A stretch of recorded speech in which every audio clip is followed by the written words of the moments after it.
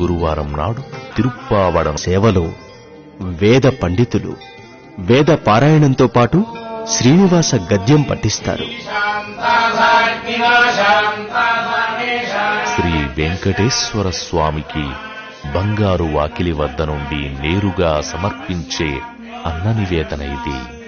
బంగారు వాకిలి ముందు గరుడాల్వార్కు ఎదురుగా 4 స్తంభాల మధ్య 484 కిలోల బియ్యంతో తయారు చేసిన పులిహోర రాశిని పెద్ద శిఖరంలాగా ఏర్పాటు చేస్తారు.